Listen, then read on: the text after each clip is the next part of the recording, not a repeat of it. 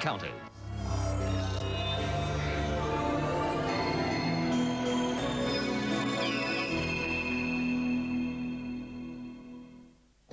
I have no doubt that the Roswell case is a crash of an alien spacecraft. I'm convinced that something has been here before and that something may be here now. There is a cover-up. After many years of investigation, I'm certain that there is a cover-up as far as Roswell. The intelligence office of the 509th Bombardment Group at Roswell Army Airfield announced at noon today that the field had come into possession of a flying saucer. According to information released by the department, the disc was recovered on a ranch in the Roswell vicinity. Brazel said that he had previously found two weather observation vehicles here. An examination by the revealed last night that the mysterious object on Roger M. Ray, Mexico Ranch was a harmless weather balloon, not a flying disc. 50 years ago, something happened near the town of Roswell, New Mexico. That event, known as the Roswell Incident, has become synonymous with flying saucer crash, alien visitation, government cover-up, or many say, a jump to conclusion and a gross distortion of the facts. Hello, I'm Jonathan Frakes. Mention Roswell, and chances are, no matter where you are, someone will have heard the name and most likely will have an opinion about the subject. In this program, we'll take a look at what is known about Roswell and what is still unknown. And we'll try to answer the questions, what happened here, and what does the government know about it? So what is this Roswell thing everyone's talking about? Well, above all else, Roswell has become something of a cultural phenomenon, a stampede of media attention fueled by fanatic fascination by a growing number of both skeptics and believers, all coinciding with the 50th anniversary of the original incident. The result? Roswell mania. Since the late 70s, there have been dozens of books both promoting the theory of UFO crash and refuting it. There have been countless magazine articles, TV shows, movies, and a burgeoning presence on the internet. It seems that everywhere you look, there's someone saying something about Roswell. I believe that a flying saucer from another planet crashed. I believe that a man and his son found debris, and I believe that the government, the United States government, acquired the wreckage and put it and its inhabitants in storage. That's what I think happened. In the city of the same name, the craze has grown into a cottage industry of its own. There are 2 UFO museums within city limits and a third just outside. UFO and alien-themed souvenirs are everywhere, and promotional campaigns and slogans sell every conceivable product and service. No one in this city of almost 50,000 can remember anything like the extravaganza commemorating the 50-year anniversary. Rock concerts, lectures, and other special events are unprecedented here. Roswell has become an internationally known entity unto itself, all because of a single incident that, if it even actually happened, occurred half a century ago. The question is, why after 50 years are we still talking about Roswell? What is it about this story that so intrigues people and gives rise to so much controversy? In 1947, something crashed in remote southeastern New Mexico. After the pieces of the wreckage were recovered, the Army issued a press release saying it had captured a flying saucer, then almost immediately recanted the earlier statement and said it was nothing more than a downed weather balloon. Not until people who were there started to tell their stories some 30 years later did UFO researchers begin to piece together a story that has captured the imagination of people all over the world. I've actually read a lot of books about Roswell and looked at all the evidence, and I think that there was some sort of government cover-up, and I'm pretty sure that something crashed there and it wasn't just a weather balloon. What we're talking about is a story of visitation by beings from another planet, here on a mission of exploration, perhaps, only to end up casualties. It is a story of our government deliberately concealing details of the incident, or, depending on how you look at it, the whole thing is a case of misinterpretation and outright fabrication. Something not made on this earth crashed in 1947. So we were quite amused that they misidentified our balloon for a flying saucer. I would say that I believe that there was an alien craft that crashed north of Roswell.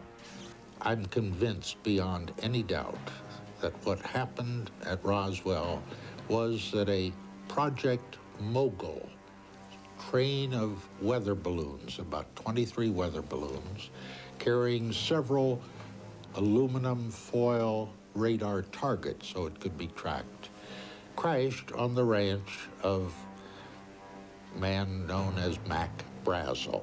General Dubose, who was the Chief of Staff of 8th Air Force in July of 1947, told us flat out that the balloon explanation was a cover story.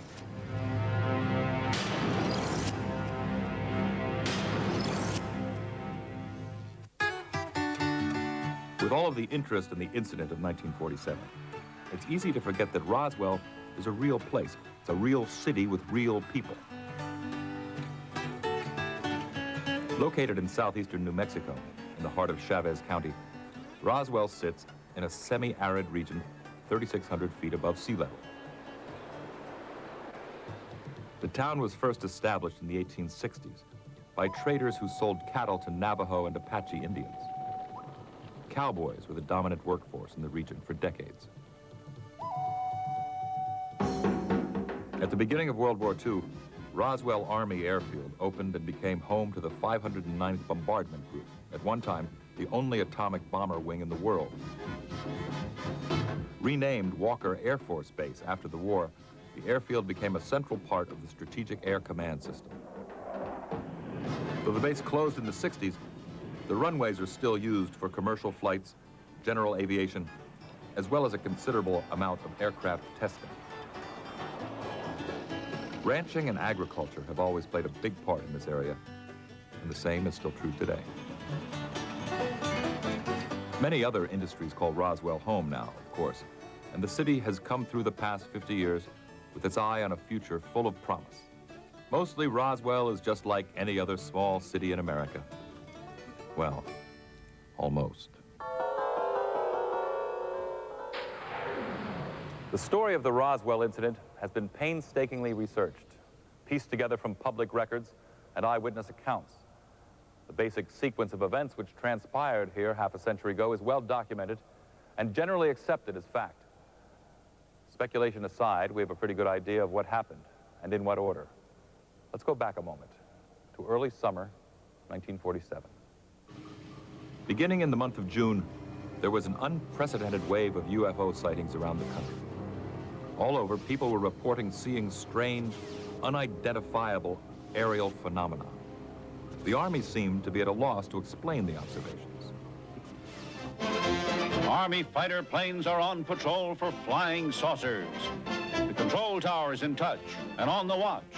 So are a whole lot of people these days. They're seeing flying saucers everywhere.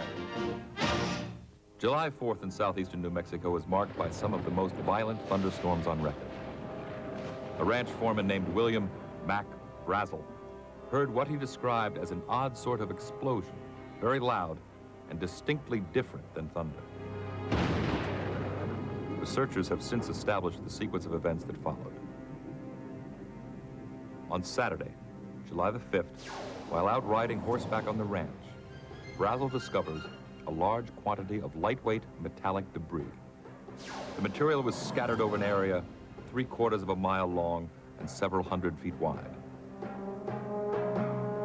Brazel makes the 75-mile drive into Roswell and reports his find to Chavez County Sheriff George A. Wilcox, who in turn, upon witnessing the debris himself, decides to notify the military authorities at Roswell Army Airfield.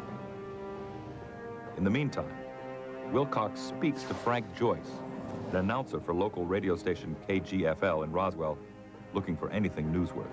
The following day, Brazel escorts Intelligence Officer Major Jesse Marcel and Sheridan Cavett of the Counterintelligence Corps to the debris field. The two then gather and load up some debris and return to Roswell. The next day, Tuesday the 8th, troops are deployed from the base to begin recovery at the debris field.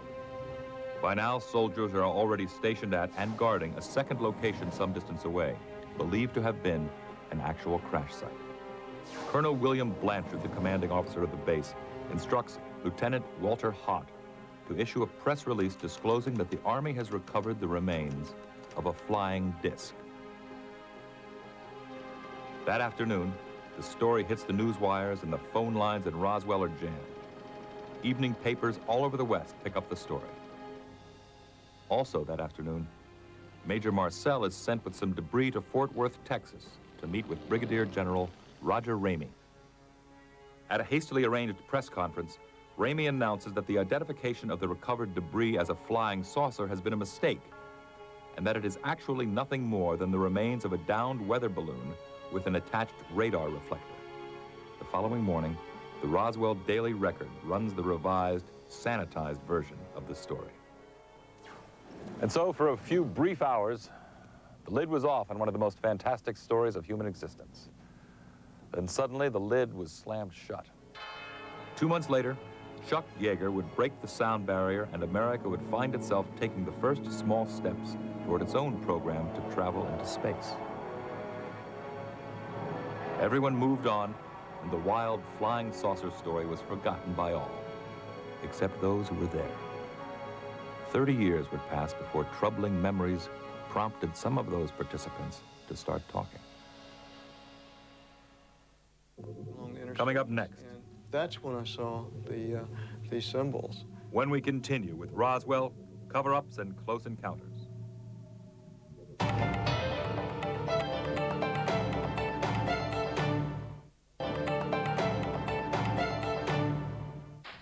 By now, almost everyone who has examined this case agrees that something did crash near Roswell. The question is, what? Was it, as the military claimed at the time, nothing more unusual than a downed weather balloon? Or could it actually have been some kind of craft from another planet?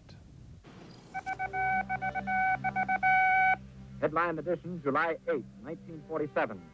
The Army Air Forces has announced that a flying disc has been found and is now in the possession of the Army. Army officers say the missile, found sometime last week, has been inspected at Roswell, New Mexico, and sent to Wright Field, Ohio, for further inspection. Colonel William Blanchard of the Roswell Air Base refuses to give details of what the flying disc looks like. In Fort Worth, Texas, where the object was first sent, Brigadier General Roger Ramey says that it is being shipped by air to the AAF Research Center at Wright Field, Ohio.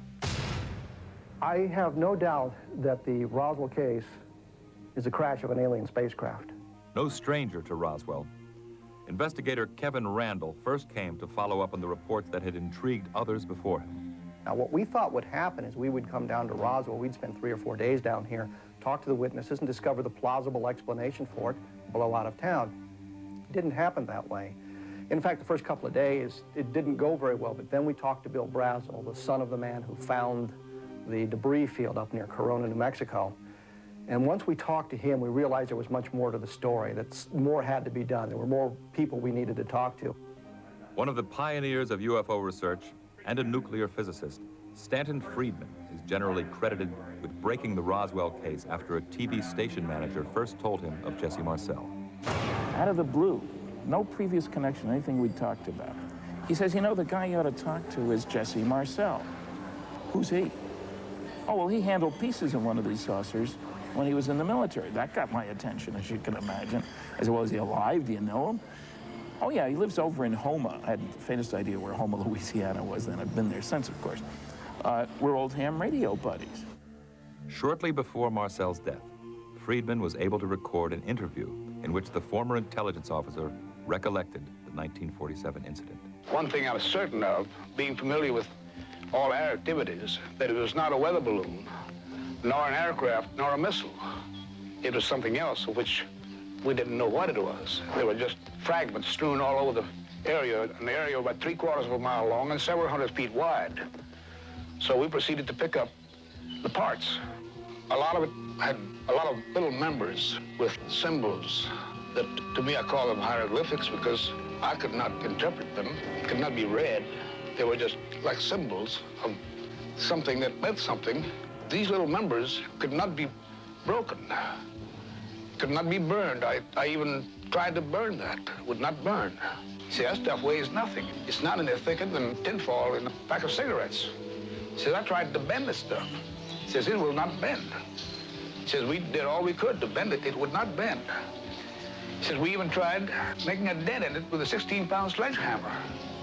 He says, still no dent in it.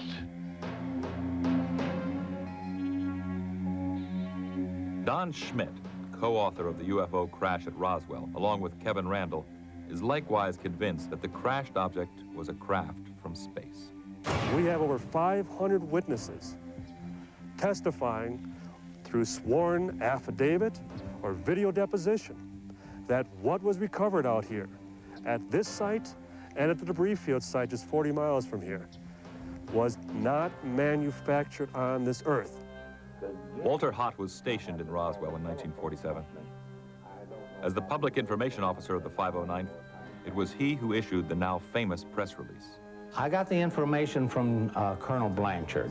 There had been a number of newspaper and radio reports on flying saucers, and it really didn't upset me that much. If the boss man said that we had a flying saucer in our possession, we had one, and that was it. I was just told to put out a press release. Later that day, Hott remembers, the official story changed. They said it was a weather balloon, and that's it. Many people have challenged the weather balloon story, while at least as many have rejected the notion of a crashed UFO. The Air Force recently commissioned its own investigation into the enduring mystery and allegations of cover-up.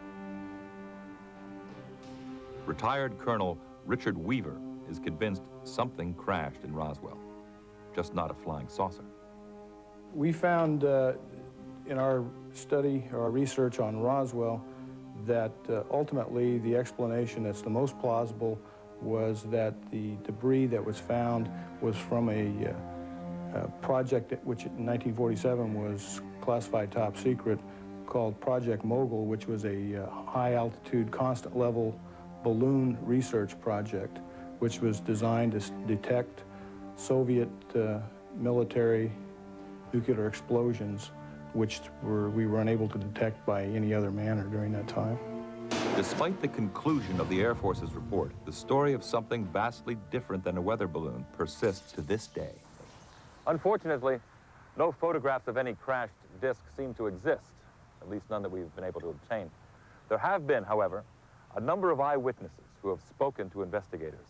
Some of these individuals have been able to provide detailed descriptions of what they saw.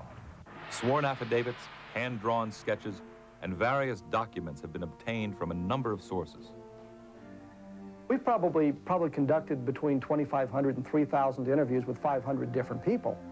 And what we're talking about is not only people who saw some part of the story or who were in Roswell and knew part of the story, but who were family members, second-hand witnesses, if you will. My father told me this story. My uncle told me this story. One of those who was there was Glenn Dennis, at the time employed by the Ballard Funeral Home. I got a call in the afternoon from a gentleman that called and said that he was a mortuary officer, and he was wanting to know if we, how many, and if we had some baby caskets 3'6" or 4 foot long that were hermetically sealed, airtight, you know, waterproof and all this. And I informed that we always kept it 4 foot. You want to know how many? And I said, one in the display, one in the storeroom. And he said, how long would it take to get more? And I said, hey, what's going on out there? What's your problem? And he said, well, we want to know how well prepared you are in case we should have an epidemic or something out here with the base children and all that. Bill McDonald is a forensic sketch artist who uses the same techniques employed by many police departments to create pictorial profiles of suspects. They brought me into the case for the specific purpose of reproducing the spacecraft and the bodies using forensic methodology standards that you would expect from either FBI or homicide detectives. I work with the witnesses directly. I do not redo their work. The ship at Roswell, as I said before, was not a disc. It was a stingray-shaped winged vehicle. It was 25 feet wide in wingspan by 28 feet in length and was covered from wingtip to wingtip and from the bow to the stern with a hexagonal beehive pattern of power cells that glowed when powered and provided either anti-gravitational lift or electromagnetic fields that separated the ship from the ground. One of the most important witnesses in Roswell in 1947 was Major Marcel's 11-year-old son, Jesse Marcel Jr., a former flight surgeon in the Air Force. Marcel is a physician with a practice in Montana. My dad came into the house very excited. He wanted my mother and myself to look at what he gathered up in the field off of a ranch northwest of Roswell. At that point, I was not quite sure what a flying saucer was, but I was sort of eager to see why he was so excited. I've lived with this for 50 years, and again, I'm not sure what it was, but I do know what it wasn't. It does not fit the description of what the Air Force tells me a mogul balloon with this debris looks like. Marcel Jr. recalls the night his father brought home the strange pieces of debris. The material that I saw on our kitchen floor that night did not fit the description of a weather balloon nor any kind of target device that would have been used for radar reflection. I was a little familiar with radio myself because I was with my dad as a ham radio operator and into this. And again, it just did not fit the description of what I now know to be a radar target, nor a weather balloon, of course. Nevertheless, there have been skeptics who have called into question Major Marcel's ability to identify the materials back in 1947. Why he did not know that this was ordinary meteorological material is simply explained by the fact that he didn't know what it was, that he had no prior experience, no knowledge of what it was, and so he simply could not identify it. He used to bring some weather balloons home for me to play with, these big envelopes. And so what this was is there's no balloon component to the wreckage that we saw. And I guess other people say that, well, it was a radar target. Well, he went to radar school to study radar reflectors and things like that. And if it was that, he would have not even bothered to show it to us. The balloons that we used on the early June flights were made of neoprene. They were large-size meteorological balloons of the sort that are used to carry radiosondes to measure temperature, pressure, and humidity in the upper air. The radar targets were some special pre-production models that were left in stock at Fort Monmouth after the war, and they consisted of aluminum foil laminated onto a fairly tough parchment-like white paper, and they were deployed on sticks of balsa wood. Other parts of the debris were more unusual, though. There was some beams, and I recall them as being metal. Other people recall them as being wood, but my recollection is these were metal beams.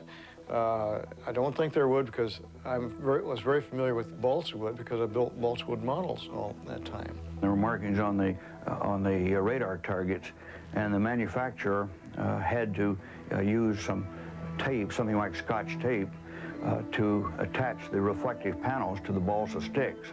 And it appears that the manufacturer used some tape that happened to be on hand that had some pinkish purple flower-like designs, tulip little petal shaped figures on the back of the tape.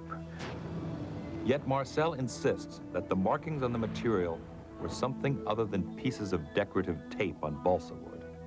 He has since commissioned a replica of the debris that he witnessed. The strangest thing in the whole debris the whole types of debris that I saw was the I-beam or the beam.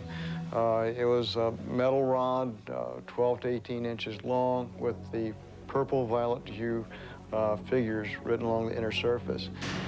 When I picked this beam up off the kitchen floor, I looked at it and really didn't see anything too unusual until I held it up like this to get the light from the overhead light that was over my shoulder reflecting along the inner surface, and that's when I saw these symbols. They were very faint, and unless you held this up against or with light, they would have been easily missed. That was the last time the Marcels would speak of the debris for years. After we loaded the debris back on the car, I went to bed. My mother went to her room, and I did not see my dad for maybe the next day. I'm not sure exactly how long he was gone, but when he came back in, he was very serious about never describing this again. Treat this as a non-event, didn't happen. Nearly 40 years would pass before father and son would discuss their memories of Roswell. Shortly before he died, you know, I called, then the subject came up, and I said, what do you recall those I-beams looking like? And he re-described again what the figures were. I said, what color were they? And oh, they were purple, kind of a shiny violet hue. So that coincides with my memory, too. I said, is there any possibility of any of this still being out there, maybe under some rocks or something? He says, no. His exact words were, they went out there and they vacuumed the place up. As one of the few remaining witnesses willing to come forward and discuss the event, Marcel believes he knows some of the truth about Roswell. He's also aware of the implications. It's something I'll never forget because it opened my eyes as to what's actually out there. Our solar system is just a grain of sand tucked away in an out-of-the-way place in a very ordinary galaxy. Oh, my God. In 1994, Showtime released an original movie based on Randall and Schmidt's book, UFO Crash in Roswell. In this scene, Major Marcel, played by Kyle MacLachlan, is shown the field of debris by Mac Brazel, played by Dwight Yoakam. You know those Japanese balloon bombs? Yeah. Made of rice paper, about 30 feet in diameter.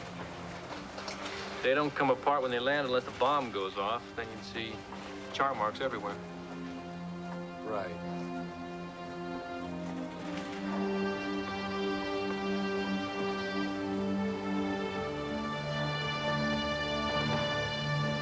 Was this gouge here before?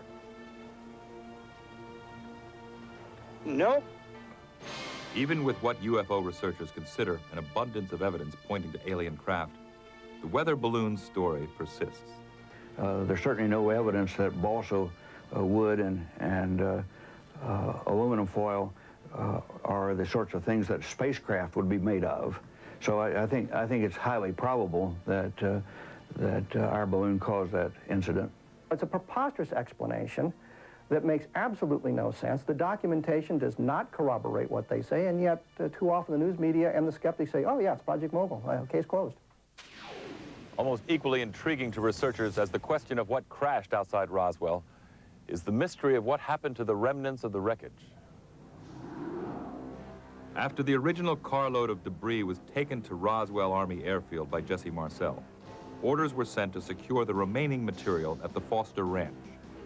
The balance of the debris was heavily guarded at Roswell Airfield, while some, accompanied by Marcel, was flown to Fort Worth to be inspected by General Ramey. It is well documented that wreckage was sent on to Wright Field, which at the time was the Army's center for top-secret technological research. This is where captured German and Soviet military hardware was dismantled and studied.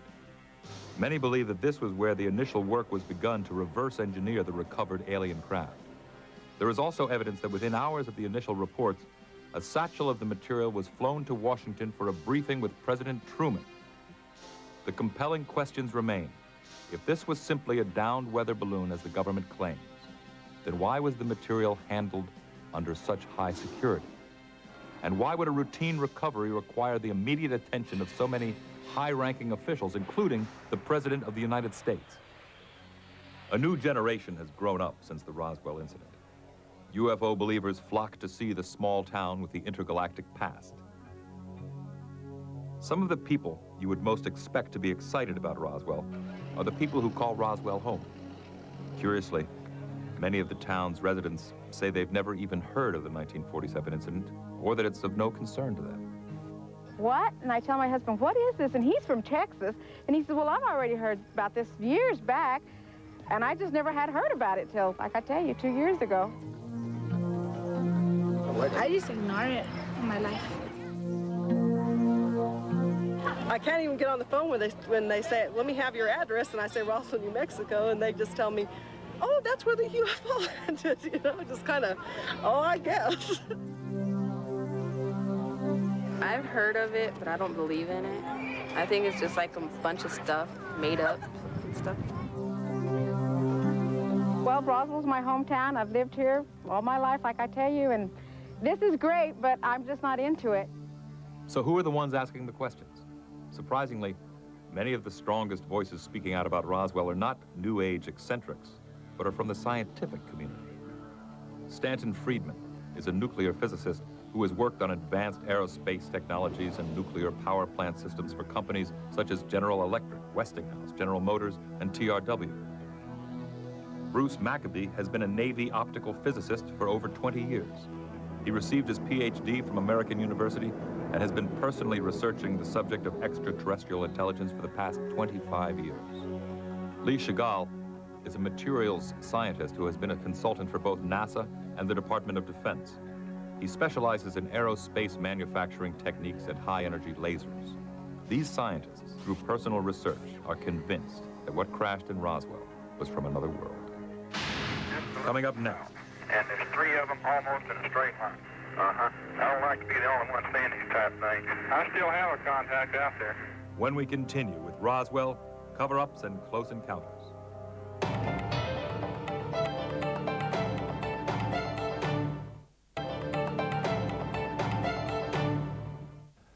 The idea that an extraterrestrial craft may have crashed near Roswell challenges some of our most fundamental beliefs. Are we not alone in the universe? Have we indeed been visited by beings from other worlds? Does it make any sense to you what it could possibly be? No, we're in as much as dark night as you are. In 1965, radar detected something in the skies over Edwards Air Force Base in California. Recently, some of the recordings of the conversations during the incident have been declassified. Hello, this is Captain Clark, Alpha Lima. Okay, Captain Clark, Lieutenant Reed. Yeah. We have some confirmed reports of some unidentified flying objects in your area. Okay. Approximately 6 or more from Edwards. They're just south of Victorville. They're moving slowly and climbing slowly. I see. They're red, white, and green flashing lights. And they have been confirmed on radar. They can't establish what these things are. These excerpts from the audio documentary Edwards Air Force Base Encounter, compiled by producer Sam Sherman, are proof to many that UFOs do exist. 3 more of them, well south and dim. Okay. And I still see a red light occasionally out of one of them. Where are they from that big bright one? Beneath them and just a little bit south. And there's 3 of them almost in a straight line. I don't like to be the only one seeing these type things. I still have a contact out there. Oh, you do? Visual? Yes. Is it one of these objects? Does it look the same as the rest of them? No, this one just appears to be a flash, not any red or green involved. Oh, I see. Could be something else. All right, I have Alpha Lima in sight now. Yeah, he says he's got a contact, 12 o'clock 16. That's it. Some believe that the earliest reports of UFO sightings date back hundreds, if not thousands of years.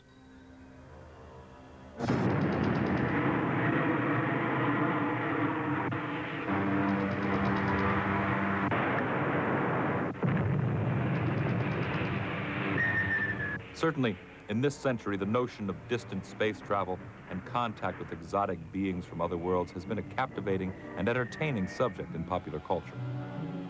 The pervasive paranoia of the 50s was reflected in frightening depictions of invasions from outer space. Flying saucers have invaded our planet. Washington, London, Paris, Moscow are key targets. The whole world is under attack. Motion pictures and TV shows portrayed flying saucers and their pilots as sinister enemies to mankind. While images such as these appear laughable now, at the time they represented disturbing possibilities of disaster resulting from alien contact. With some notable exceptions, contemporary attitudes thankfully tend to be more hopeful. Many point to a variety of mysterious phenomena as evidence of the presence of extraterrestrials. Crop circles in the UK are often claimed to have been caused by alien beings. Likewise, they have been blamed for many unexplained instances of animal mutilation across the United States. And while there has been little physical evidence to prove the claims, thousands of individuals have reported being abducted by aliens and subjected to frightening examinations on board extraterrestrial craft. In addition, some are convinced that alien technology is being studied and reverse engineered at the super secret military installation known as Area 51 in Nevada. In 30 years, more than nearly 31 years of investigating mysterious UFO cases, I have yet to find one, not a single one, that cannot be explained in down-to-earth or prosaic terms. Scientist John Pike tends to agree. I think it's clear that tens of thousands of people every year see objects flying in the sky that they can't explain. I think that it's equally clear that upon investigation, most of those sightings have relatively prosaic explanations, but a small percentage of them remain very difficult to explain. When you do the math, it's fairly clear that life, civilized life, should be very abundant in the galaxy. Space flight isn't that difficult, so the question is, why aren't those advanced civilizations already here? Because we certainly don't seem to see them here. The people that say the UFO phenomenon does not represent an extraterrestrial phenomena haven't looked at the evidence. They haven't interviewed the witnesses. They haven't looked at the cases. I mean, we have thousands of excellent cases, thoroughly documented cases, such as the simultaneous radar visual sightings. Many people seeing an unexplainable object in the air, and it's also seen on radar at the same time. What we have in this country is massive denial and not wanting to see the evidence that is plainly available. We sent Voyager out in space, and Carl Sagan and other scientists, Nobel laureates, fought vehemently to put that gold plate, that record album on the side of that probe with the images and sounds of what the essence of human culture is. Why did they do that? Because they hoped that someday some extraterrestrial race would find that probe, retrieve that record from the side of it, see the diagram, learn how to play it, and understand who and what we are, and see the map of its trajectory, and follow it back to this world. And they thought, well, maybe it'll be 10,000, 30,000, maybe 1,000,000 years from now. But someday they would discover that. Why did they do that? Because they believed in the possibility that extraterrestrial life might be out there. Now think about that in reverse. What if they did it to us? Would we say, oh, it's ludicrous, it could never happen? How could we make a statement like that when we ourselves did the very same thing? Suppose they're sending probes out into space, and one of them may have inadvertently come here, and maybe one of those probes had within it the life forms of that other world. Those who study the phenomenon of UFOs, ufologists, are convinced that the government knows a lot more about alien life than they even come close to admitting. For years, both civilian and military pilots have reported observing mysterious objects while in flight. Astronauts Gordon Cooper and Frank Borman have publicly announced their encounters, and yet, no official announcement. And it's interesting because the denial has actually gone from the original Condon report in the 1950s that said UFOs aren't dangerous, but people who see them are. So it's gone from everybody that sees them as crazy to, okay, we'll investigate the phenomenon, to now there's nothing to it, to now it being, well, we can't confirm or deny. So in other words, the military is now saying we can't say that there isn't something, but we can't say there is something either. So you'll notice that even the level of deniability has actually swung in an arc that's more towards favoring the truth. I'm here to discuss the so-called flying saucers.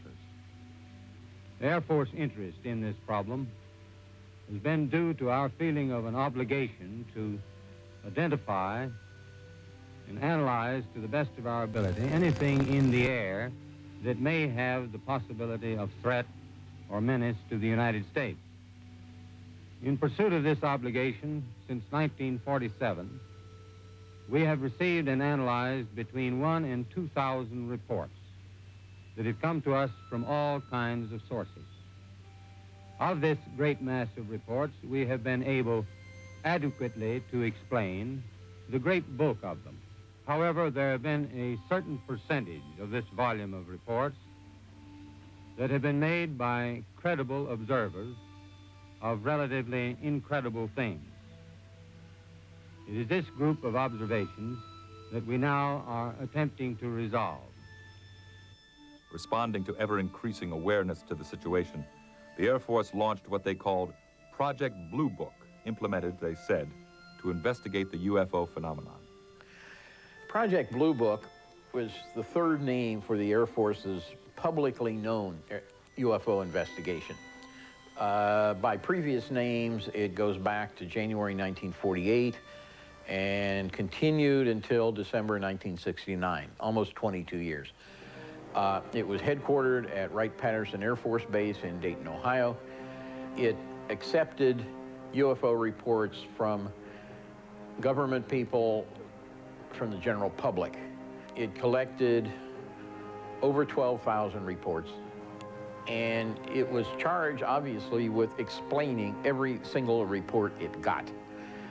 The techniques it used were sometimes so unscientific as to make you wonder what was going on. But when it closed down and the files were first sent to the Air Force Archives and later to the National Archives here in Washington, there was still almost 600 reports admittedly unexplained. There were 2 or 3 times that many reports claimed to have been explained but weren't. But these are the ones the Air Force said they felt they had enough information but couldn't come up with an answer. It was as if unexplained was an explanation. You explained some as balloons, some as airplanes, and some as unexplained. And that was the end of it. This was definitely not a scientific study. It was a public relations effort.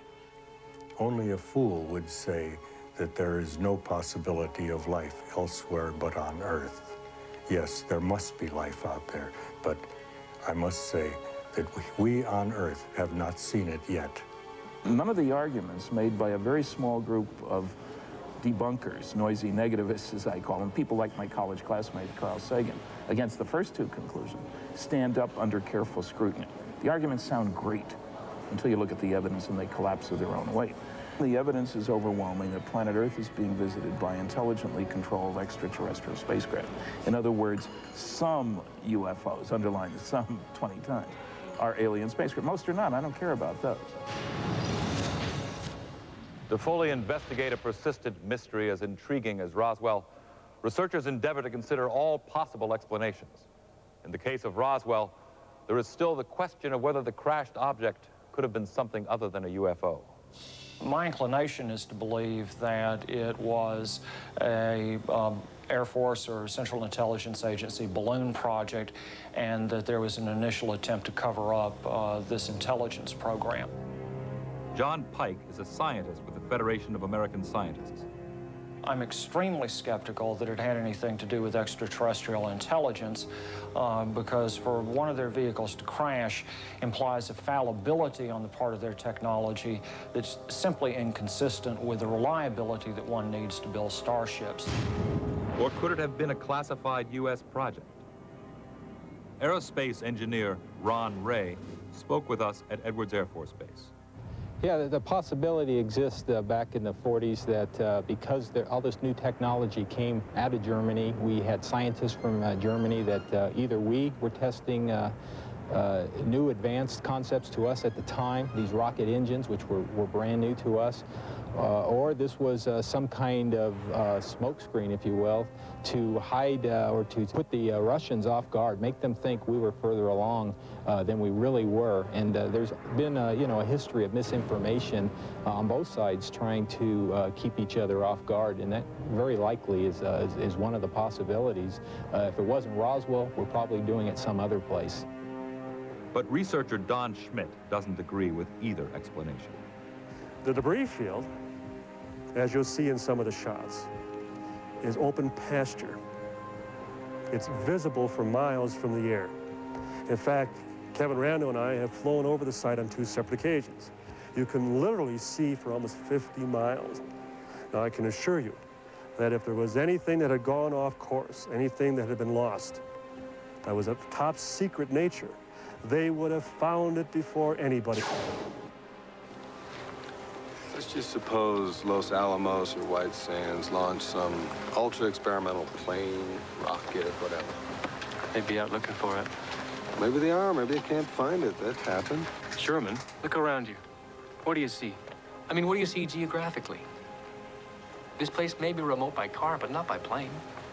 You'd have to be blind not to spot this from the air. Nobody's found anything because nobody's out looking. And that means this ain't ours. All the explanations that have been offered for the Roswell crash, whether it's a balloon of any kind, a V-2 rocket, airplane accident, experimental aircraft, all of those explanations failed when you started talking to the witnesses and getting the eyewitness testimony and the descriptions of what they had seen. The incident at Roswell could be explained by one of three possibilities. It was either a downed weather balloon, a crashed alien spaceship, or some top-secret military project gone wrong. And every investigator who has researched the case says it definitely was not a top-secret military project. So we're left with two choices, balloon or alien craft. What do you think? If it was a balloon, why do eyewitnesses describe the wreckage as something not manufactured on Earth? And why did the military treat the material as something far more important than balloon debris? And if it was a crashed UFO, why doesn't the government admit it? We'll try to answer those questions when Roswell, Cover-Ups and Close Encounters returns. Stay tuned. Coming up next. They tried to kill every last word of it. They didn't want anyone to know anything about this, not even a thought. When we continue with Roswell, Cover-Ups and Close Encounters.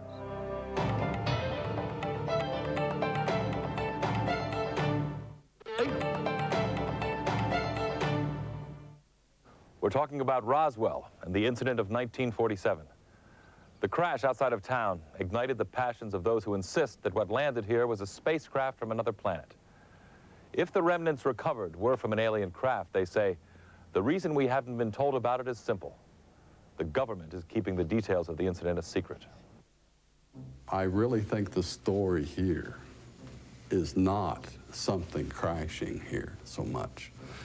The story is that our government, which is supposed to, have an open society, clamps the lid on something using tactics that are very questionable, that are constitutionally questionable in my opinion, and getting away with it. Within hours of the original press release, samples of the debris were sent to Fort Worth. There, General Ramey posed for pictures with Jesse Marcel and pieces of a weather balloon that Ramey claimed came from Roswell. What was brought through the building and loaded on the airplane was not the same material. It was not a weather balloon. They tried to kill every last word of it. They didn't want anyone to know anything about this, not even a thought.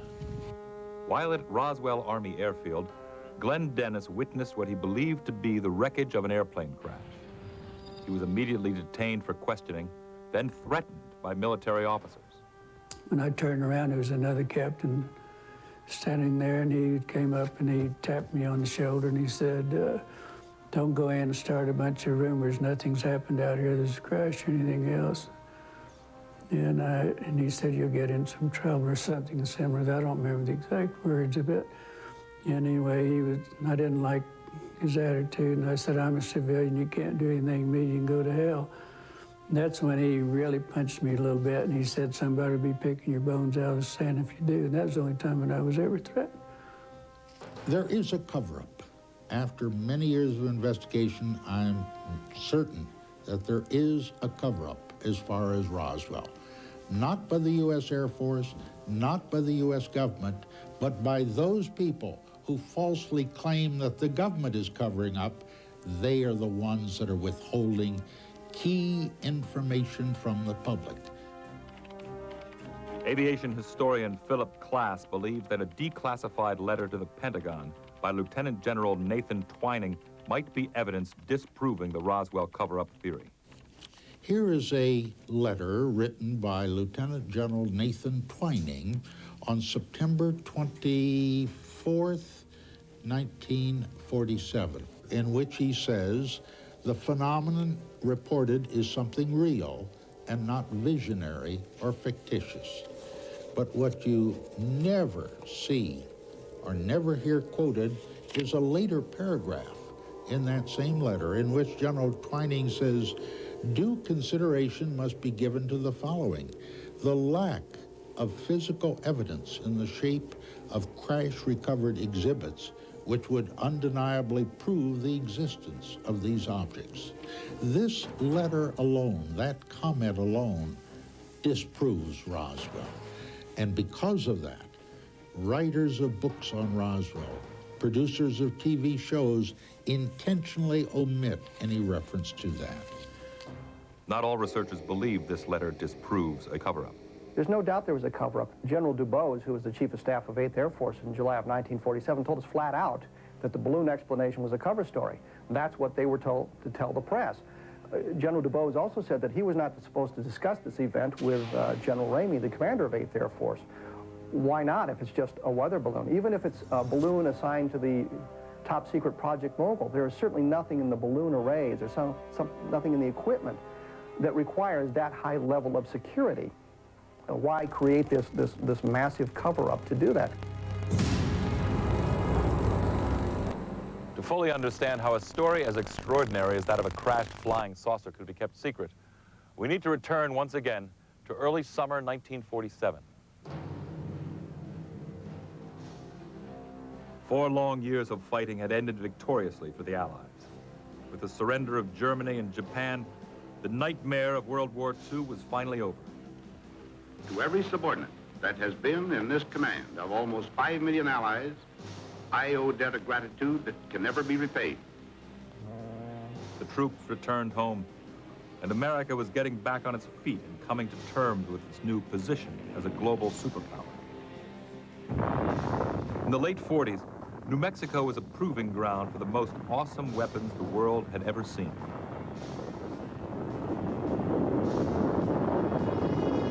With the onset of the Cold War, fear of communist aggression became a national obsession. It affected every facet of life in America. We have to stay here for a week. Are you a member of the Communist Party?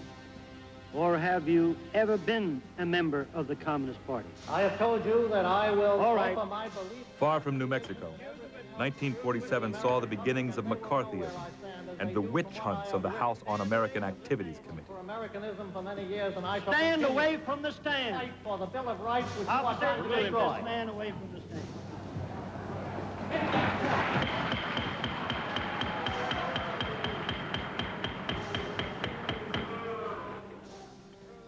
During World War II, Americans had become well accustomed to the concept of national security. Every citizen was drilled on the importance of vigilance and silence, and this situation continued as the Cold War heated up. Nowhere was this more true than in New Mexico. Across the state, top-secret military projects and operations demanded cooperation from private citizens as well as military personnel. If people were told not to talk about something, they knew to keep their mouths shut. Classified defense projects in Alamogordo, at the White Sands Missile Range, and at Los Alamos made New Mexico a hotbed of secrecy. The entire region was in a constant state of alert. In Roswell, the 509th Bomb Group was, at the time, the only military unit in the world with nuclear capabilities, having been responsible for dropping the first and only A-bombs used in war. As an officer stationed in Roswell, Walter Hott knew how important secrecy was. You've got a different frame of mind back in 1947. If we were told to do something, we did it. We didn't ask why. Basically, you didn't have a need to know. Somebody knew why you were doing it, and it passed down the chain of command, and when it hit you, you were the grunt that did the work, and that was it. In post-war America, the attitude toward the government and figures of authority was still one of trust. This was still an era of innocence and acceptance compared to the decades that would follow. Former Roswell radio personality Frank Joyce articulates the difference. And something else you got to remember, that was a different era than now. You didn't have the complex society that we have now. You did not have TVs, cameramen, as we have scheduled here, a news reporter like yourself with a backing of all sorts of people and all the best equipment in the world to report everything that happened. So when a statement came out on the news wire that simply said it's a weather balloon, people were inclined to believe it. In 1947, the Vietnam War hadn't yet happened, nor had the 60s and the era of rebellion. Watergate wasn't even a hotel yet, and the Iran-Contra affair was 40 years away. People still tended to believe in their leaders and what they said. If an official statement came out saying a flying saucer was really a weather balloon, it was much more likely that people would accept the change in story without further thought. Those who are convinced there's more to Roswell than just a weather balloon are determined to get answers. Getting through the fortress of information guarded by the government, however, is not easy. While UFO researchers claim the federal government keeps the truth about Roswell locked tightly away, it is the goal of these researchers and other interested parties to extract official information. Using procedures mandated by the Freedom of Information Act, investigators have been chipping away at what they see as a fortress guarding the secrets of hundreds of UFO encounters. Stanton Friedman, the researcher who first spoke to Jesse Marcel in 1978, says getting answers from the government is not so simple. Many people think that it's easy with freedom of information, this magic key that unlocks all the doors. Oh, you got to ask and get anything you want. Nothing could be farther from the truth. I've been to 15 document archives, worked under security for 14 years. It's a good combination. Loads of stuff from the 40s, 50s, 60s is still classified. Freedom of information, you have the right to ask. They don't have to reveal because there's a page full of exclusions. And the major exclusion is national security. A group of us called Citizens Against UFO Secrecy, back in the late 70s, went after the CIA, everybody's favorite target, you know. We want all your UFO information. We don't have any UFO information. You do too. We do not. We appeal. They deny. We go to court. The judge says, do a search of your files, gentlemen, at the CIA. They come back, oh, we found 900 pages of UFO information. After saying they had none, you understand. Anyway, we apply under Freedom of Information, the NSA, we want these 18 UFO documents. All we have is a list, basically dates. No, gentlemen, we can't release anything. National security here. We're going around in circles. So we try a legal ploy. We ask that they submit the documents to the judge so he can determine whether they are properly invoking national security. They provide him none of the documents, but a 21-page top secret affidavit justifying the withholding of the documents, which he gets to see in chambers. Our lawyer doesn't get to see because he has to get a special high-level clearance just to look at this justification. He was so impressed with that he ruled in their favor. He said that the public interest in disclosure, which he recognized, was far outweighed by the potential danger to the security of the United States should this information be released. National security and flying saucers. We filed one of these wonderful, magical Freedom of Information Act requests for the affidavit. And we got it. Here it is. Perfectly normal looking, top secret plus. You never see the plus. Okay, here's the legal justification, and we expected a little censorship. You know, it's not too surprising that there's some blacked out stuff. But then it gets so darn heavy. And it's truly laughable. You're telling me there's no cover-up? This isn't the documents, remember? This is the justification for withholding the documents. Somebody actually went through and measured this stuff, and it's 75% blacked out. There is no question whatsoever that agencies of the United States government are withholding UFO information. Now, if he asks, do I know what it is they're withholding? Well, when I see it, I'll know. But certainly they're withholding the story about the Roswell crash. Former Command Sergeant Major Robert Dean was assigned to Supreme Headquarters Allied Powers in Europe, where he was exposed to highly classified operations and information on a daily basis. Since leaving the military, he has formed Stargate International, whose goal is to educate the public on the reality of extraterrestrial presence. It's easy to lie to the American people. Lying in government has almost become institutionalized in American government. I'll give you a small example. About a year and a half ago, NASA at Houston was circulating an in-house document to the personnel at Houston on how to avoid the Freedom of Information Act. They were telling their personnel literally how to lie to the public and to the media. So secrets can be kept.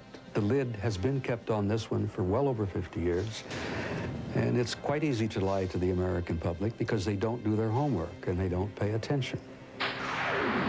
Other organizations, such as the Mutual UFO Network and Citizens Against UFO Secrecy, were formed with similar goals. But Washington, D.C.-based Operation Right to Know is taking a different approach. Elaine Douglas believes that highly visible demonstrations might broaden public awareness. Operation Right to Know started in 1992. Since that time, we've had 14 demonstrations. And the reason we do these demonstrations is simply to get people out there in public on the street saying the truth. We're striving to have what we call open hearings. We want them on C-SPAN. We want the doors to be open. And we have asked Congress, individually in many cases, to grant us congressional immunity for violating our security oaths. So those of us in the Old Boy Network can tell the Congress, can tell the congressional representatives, can tell the people what we've seen and what we've learned. Even though public awareness is greater than it was even a decade ago, the support of elected officials is slow in coming. But I do believe we're making progress, thanks to the work of people like Congressman Schiff from New Mexico. Questions are being asked. We've got a number of senators who have privately stated that they're with us in this issue. So we are making some headway. I'm a little impatient because I'm getting older by the day and I'm not going to be around forever, and I'd like to see it happen now. Coming up next. I happen to believe that this nation needs to be able to conduct deniable covert operations. When we continue with Roswell, cover-ups, and close encounters.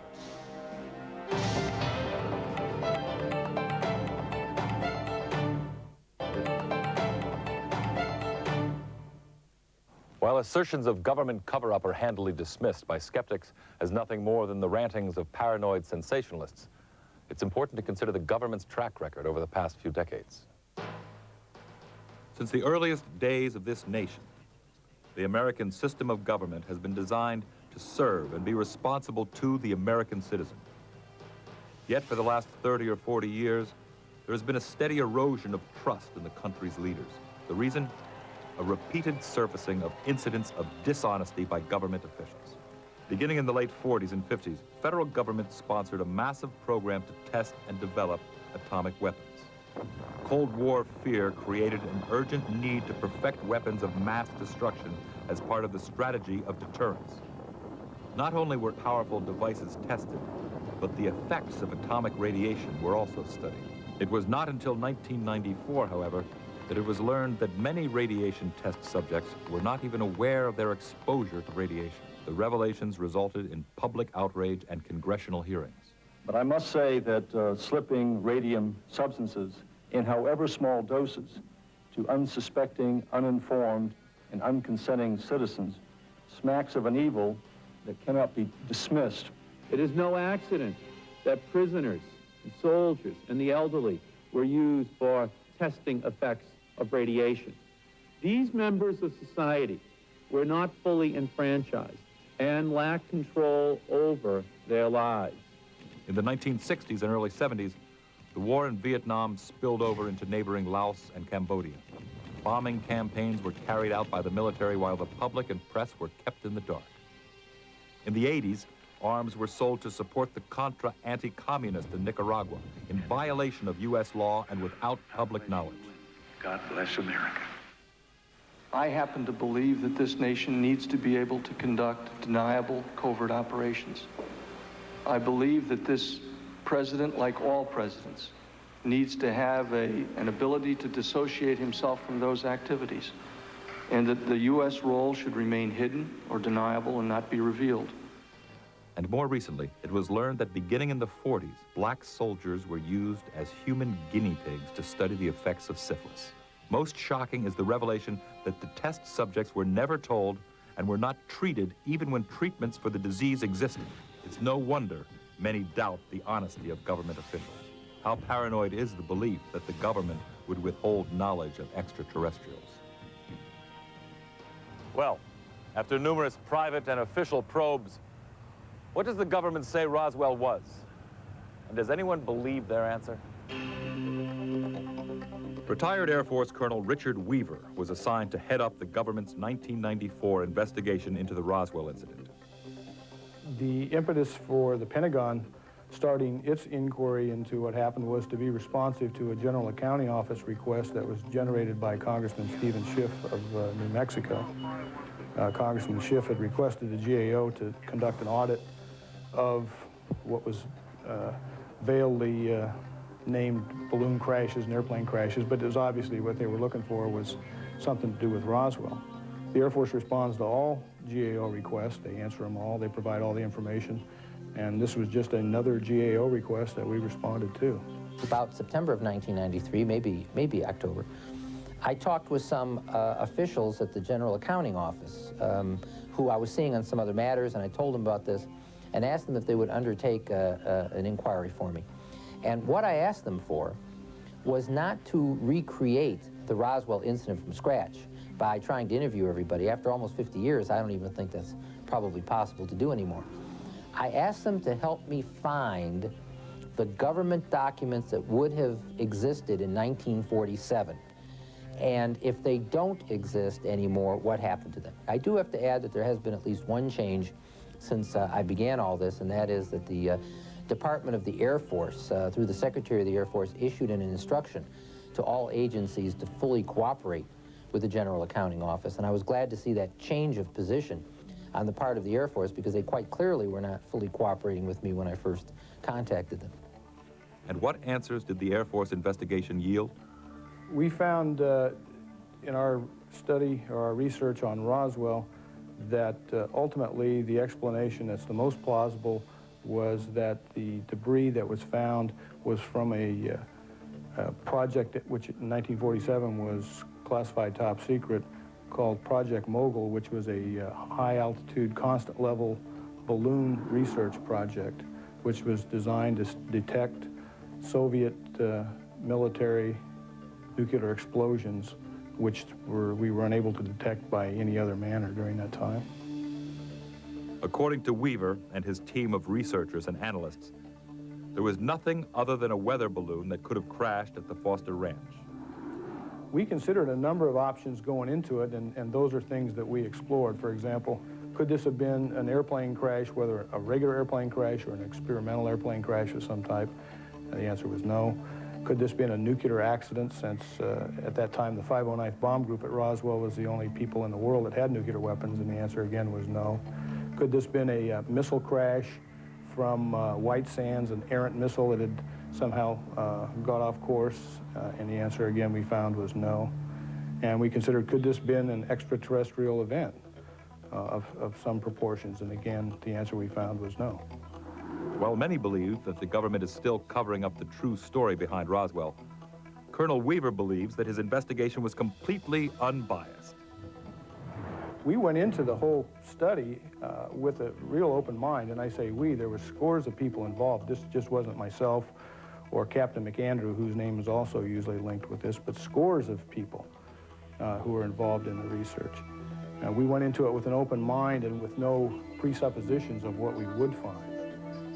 So the fact that it was a mogul balloon, which we didn't even know existed at the time we began our research, was certainly an interesting discovery to us all, because none of us were aware when we started that Project Mogul even existed. Former NYU weather balloon engineer Charles Moore was the technician responsible for releasing the balloon that Weaver and the Air Force says shed the debris found by Brazel. The balloon that we think was recovered on the Foster Ranch was launched on about 3 o'clock in the morning on June 4th, 1947. We launched our next flight on about the same time of the day on June 5th. And that was the one that was recovered east of Roswell. And when the balloons came back to ground after some of them burst, they dragged across the ground as they did on the flight that was east of Roswell, and they shed pieces as they went. But there was not a crash as far as we can determine, it was just a gentle landing that the wind then dragged the remaining balloons that were inflated across the ground. Since this has come back to light, I've gone to the National Climatic Data Center in Asheville, North Carolina, and have been able to get the wind data for that day, for the whole month of June 1947. And the winds on the morning of June 4th were exactly right to have carried the balloon from Alamogordo to the Arabella area. If the balloon behaved as the balloons did on the next two flights we made, that is going into the stratosphere and catching the easterly winds in the stratosphere, it's possible. I have calculated a trajectory that would have exactly landed the balloon on the Foster Ranch. Colonel Albert Trakowski was the project officer in charge of the New Jersey-based Mogul Balloon Project. He concurs with the findings of the Air Force report. He suggests, however, that there was no need for the recovered debris to have been escorted by armed guard. Although the purpose of Project Mogul was top secret, all of the equipment that was used individually and collectively was unclassified. Only the purpose of the use of that equipment was security classified, and the equipment was certainly expendable. There was no reason to use it again. There was no such thing known as a Mogul balloon, because at first we used ordinary meteorological balloons in sufficient numbers in clusters so as to carry the rather weighty instruments, and included in the instrument packages, or I should say in the balloon train, were radar targets to enable us to track and determine the location of the balloon and its instruments wherever it may be, both with respect to altitude and position over the geographic plane. There wasn't anything about the balloon that would merit special security of the balloon itself once it was launched. Congressman Schiff, along with many researchers, believes that this very point is a hole in the weather balloon theory. There seems to be no doubt that these materials, when picked up, don't seem to have been treated like they were parts of a weather balloon. These materials were flown out of New Mexico under armed guard by military police. Now, weather balloons are not normally shipped under armed guard. What appalled me is they issue a report saying that we have gone back to our records, we looked at our records, and we discovered in 1947, we lied to you, we said it was a weather balloon, but we've now discovered that it was a weather balloon. There has been much speculation regarding the possibility of the crash having been another U.S. government top-secret project. I would guess, and I have to say I'm purely speculating right now, I would have to guess that if it was not a weather balloon in 1947, that perhaps there was some kind of classified military experiment from the White Sands Test Range or some other military facility in southern New Mexico that in fact crashed and was found. And in 1947, the government was unable to say what it actually was, and therefore said it was a weather balloon. Don Berliner disagrees. There were certainly top-secret airplanes flying around, but mainly flying around California. There were certainly rocket tests going on. There was even one converted, captured German V-2 rocket that went astray and landed in Mexico. They didn't keep it secret. They went public with it right away. Nobody was hurt. And so if this had been such a thing, there would have been no real reason to keep it secret, even at the time. So the Air Force would probably be bragging about its super airplanes or rockets, not concealing them. The recent study by the Air Force, which culminated in their official report in July of 1994, the background of that report included a very large investigation into the possibility of other objects having crashed or fallen at that particular time on the ranch at Roswell. It was examined from every conceivable point of view, and the answer is positively no. There was no other possible source of that debris. One other theory about Roswell has surfaced in recent years. Knowing what we do about America in 1947, is it possible that both the flying saucer story and the balloon explanation could have been smokescreen to distract the Soviets from our own secret Cold War military programs? Coming up next. The knowledge of that would be so frightful that that in itself could disrupt our society. When we continue with Roswell, cover-ups, and close encounters.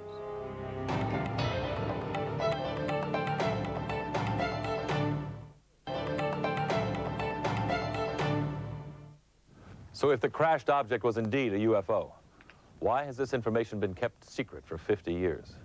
What is the government afraid of, if we know the truth? There has long been speculation about the government's possible motivations for withholding information that ETs have indeed visited our planet. Ufologist Sean Morton has done extensive research work on the topic of government cover-ups at Area 51 and Groom Lake, Nevada. He believes that there is uncontrovertible evidence that dates back years. In 1962, the Brookings Institute published a white paper for NASA.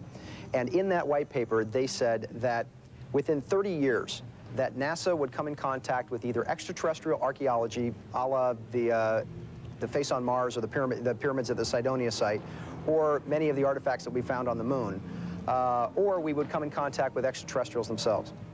Scientist John Pike's views seem to concur with those stated in the Brookings Institute report. There are a lot of reasons the government might want to cover up the fact that it was in contact with an extraterrestrial civilization. It could destabilize our society and political system, call into question religious or economic beliefs, and it could get a lot of other governments on this planet very nervous about what sort of advantage we were getting from our contact with the aliens. The report also warns of the conquistador syndrome, where many cultures have disintegrated that have come into contact with others of greater knowledge or power. Some say that our government of the people, by the people, and for the people has no right to keep this information out of public reach. Others, however, feel that a cover-up may be for our own good. Suppose they did find something within this, that the knowledge of that would be so frightful that that in itself could disrupt our society. The Orson Welles' War of the Worlds radio show had that very effect. I'm extremely surprised to learn that a story which has become familiar to children through the medium of comic strips and many succeeding novels and adventure stories should have had such an immediate and profound effect upon radio listeners. But what Roswell's secret from 1947 could still be a threat to us today, 1997? Suppose there was something contained within that craft, some alien technology that could be used either for or against us, but its effect could change the course of history. Withholding it would prevent that change from occurring at that time. Maybe some technology that might alter our dependence on oil. Just imagine if tomorrow we didn't have a dependence on oil. We didn't need it anymore. We discovered some energy source, some engine, some power that relinquished our dependence on oil. What would that do to the economic system of the world? It would collapse overnight. Or could a recovered technology be used for strategic gain?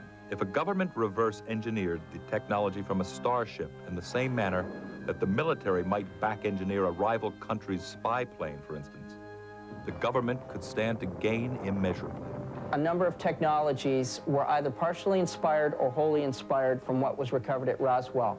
It's amazing that when you look at the profiles from both the sides and from dead on, how close to stealth technology and spy plane designs that the Roswell ship resembles. We firmly believe that she is the design Rosetta Stone and the holy grail for aerospace design technology. If state-of-the-art technologies, such as the stealth bomber, found their origins from extraterrestrial craft, how long will it take for that information to become declassified? Or will we ever know the truth? Well, the government places great stock in keeping things from the tax-paying public. It wasn't too many years ago that they were still classifying some war plans back from the First World War, almost a century ago.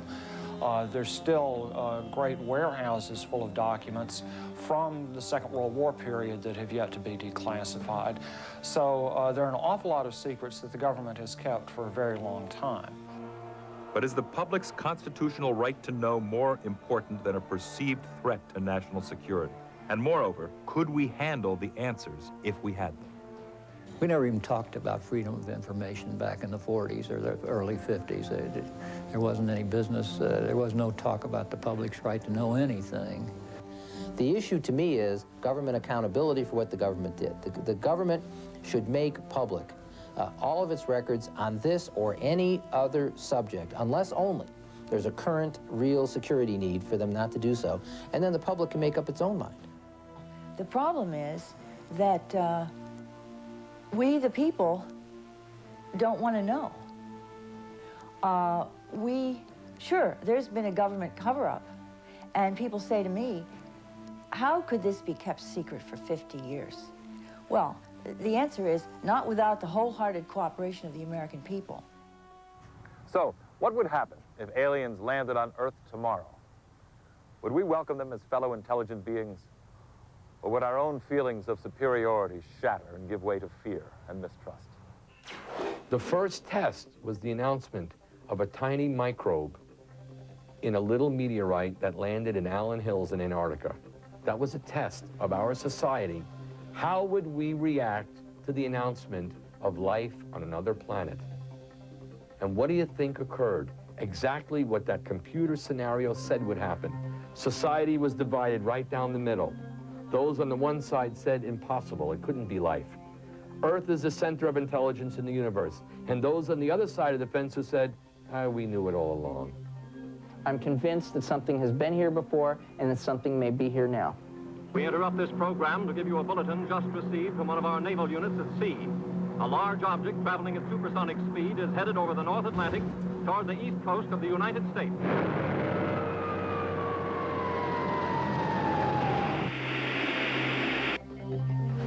The only thing I could think of is that it would just cause such pandemonium in the country. I mean, a real scare. I mean, it's, you know, out of nowhere, all of a sudden there's alien life. They'd probably be freaked out. I think people would panic instead of acting sensible about it. Just a minute, ladies and gentlemen. I think something is happening.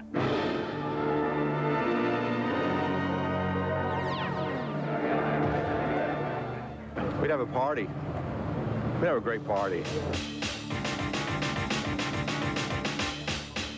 Why not? A more appropriate place for a UFO landing than a rock concert.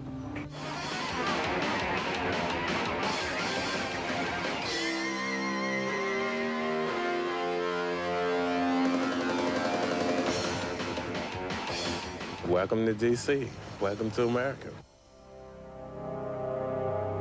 Coming up next, when Roswell, cover-ups and close encounters, returns.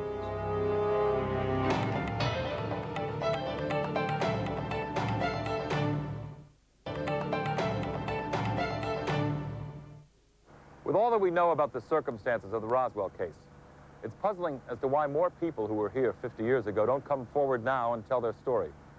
Could it be that those who have been keeping their secrets for all these years are still afraid to talk? There was an element of fear in this whole thing from the beginning. Many that were involved at Roswell, including Frank Joyce, knew the possible dangers right from the start. And he said, our lives will never be the same. That's his exact words. In a small, desolate town, during a much simpler time when business deals were sealed with a handshake, a rancher's word meant everything. The possibility of ridicule resulting from claims of little green men in flying saucers was real. So it's certainly understandable that many residents might not have spoken of the events of early 1947. But why wouldn't those who carried a burning story with them for some 50 years not come forward today? Everything that has to do with UFOs or super technology or extraterrestrials has been placed into an aspect of everybody that believes in that is crazy, that they're all nuts, that they belong in mental institutions. And so the legitimate military and aerospace basically say, well, you know, you belong in a rubber room or the men in the white coats are going to come and get you. So there's always been a, like I said, a laughter curtain, a ridicule that anybody that purports to believe in this or to have seen it or to filmed it or photographed it or researched it is purposely put up to ridicule. One Roswell witness that has asked to remain anonymous explains why he hasn't come forward until now.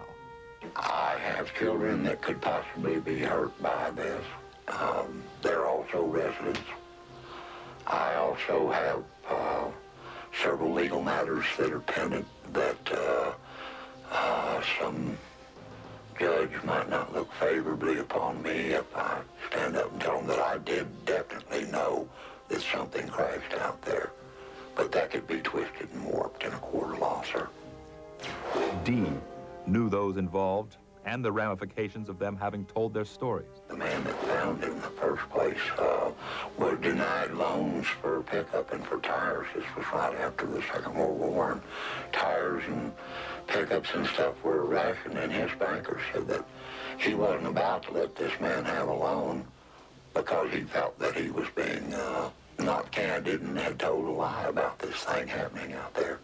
He was actually denied that loan, and he was denied credit where my mother worked at the time. And I'd rather not mention the name of that business. I know of people who said they were threatening. I know several of the ranchers in that area were told to stay away from that area, and if they had picked up any of the metal or any of the wreckage as souvenirs to return it, or they'd be prosecuted. If a flying saucer was recovered at Roswell, as many believe, then what happened to it and its crew? UFO researcher Sean Morton is one of the many who believe that the military took the craft to a top-secret facility. There, he believes, it was disassembled and back-engineered so its secrets could be applied like a blueprint for our own technology. You have the Aurora programs, the stealth fighter, the F-117A and B, the YF-22. So any of this super technology that the government has that is very, very slowly being introduced. We can trace a lot of that, I think, back to Roswell. Metallurgist and author Lee Chagall spent years working with advanced flight systems and technologies, including NASA's Hubble telescope and the Navy's Super Arbok missile system. He also believes that the vehicle recovered at Roswell was used to engineer our own military hardware. Because when we did an overlay of that aerodynamic shape with an F-117 stealth fighter, it was unique at how almost both shapes fit together. Now Chagall is revealing what he believes to be a piece of Roswell crash debris. It's a piece of a vehicle that didn't originate on this planet. Chagall says that the material was given to him by a woman whose father was a pilot stationed at Roswell Army Airfield at the time of the crash. While authenticating her background, Chagall subjected the object to both metallurgic and chemical analysis. We found out that it is made of homogeneous, 100% pure aluminum. You can't get 100% homogeneous pure aluminum. The only way we believe that that could be made is in an environment under extreme pressure and no gravity, in the vacuum of space. Chagall is adamant that the technology to create the kind of metal simply did not exist in 1947. Using computer-aided design, he created a three-dimensional model that leads him to suspect that the object was part of the spacecraft's engine. I think it is a type of containment valve or flow valve used in a superconducting magnetic drive. It's coated with a thin layer of glass and it has what I believe to be extremely curious dielectric properties, and it probably was a valve that operated with a series of valves to allow the flow of a material like liquid nitrogen or some very cold liquid that was used to surround the magnetic core. According to eyewitness reports of the Roswell incident, alien bodies were transported from the crash site and sequestered by the military. Recently, a film was uncovered of an alien autopsy allegedly performed by the United States government. This footage, however, has subsequently been invalidated by prominent experts in the field of optical analysis of film as nothing more than an elaborate hoax. Well, here we are, some 50 years since the unfolding of either the greatest story of our existence or the biggest case of misinterpretation in modern history. What have we learned? Are there any answers to be found in this town or in the halls of Washington? Is this really the fantastic story that some say that it is? On this, the 50th anniversary of the most widely speculated UFO incident in history, what are those involved doing to usher in this milestone? Well, a full week of live events at the crash site, of course, from rock bands to laser light shows and even a 35-ton red rock monument erected to beckon the curious alien passerby. Some believe that all the hoopla overshadows what actually happened back in July of 1947. John Brower, the producer of the events, feels that they're very necessary to spread the Roswell word. It just creates more focus on the fact that something did happen in Roswell that has not been truthfully communicated to the public, whether it's the American public or the public at large. And I think that truth has yet to be revealed. And as we celebrate Roswell more and create more attention to it, possibly we will create the mechanism for that truth to be told. Don't be totally snowed and turned off by all the hype that goes on. That's a result of the fact that there really isn't a UFO industry out there now. There are many that still carry the 50-year-old memory of Roswell with them.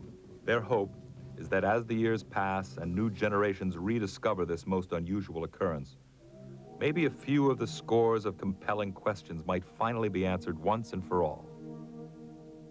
Time is the enemy of those who believe that Roswell was indeed covered up. With witnesses aging and memories growing fainter by the day, researchers can only hope that they'll turn up something new very soon. There's absolutely no doubt in my mind that what crashed outside of Roswell was an extraterrestrial craft. That opinion is going to remain firm through the 50th anniversary and far beyond that. 4 major conclusions after 36 years of study and investigation. 1, the evidence is overwhelming that planet Earth is being visited by intelligently controlled extraterrestrial spacecraft. 2nd, the subject of flying saucers represents a kind of cosmic Watergate. That means some few people within the governments, the United States, Canada, Britain, Russia, etc., have known since July 1947, when 2 crashed flying saucers and several alien bodies were recovered here in New Mexico. 3rd, none of the arguments made by a very small group of debunkers, noisy negativists as I call them, stand up under careful scrutiny. And finally, 4, we're dealing with the most important story of the millennium. Visits to planet Earth by alien spacecraft, successful cover-up. That's a major story.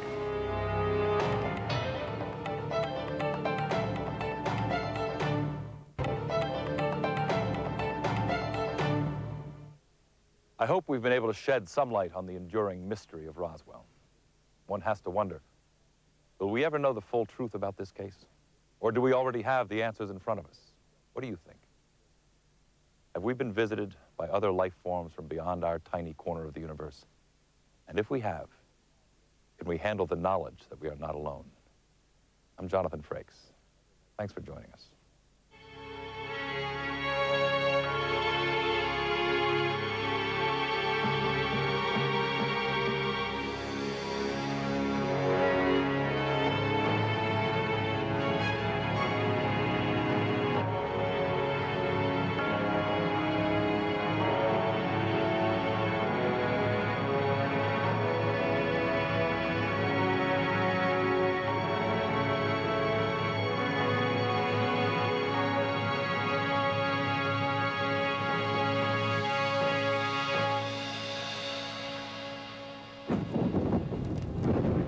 Produced in association with the Sci-Fi Channel.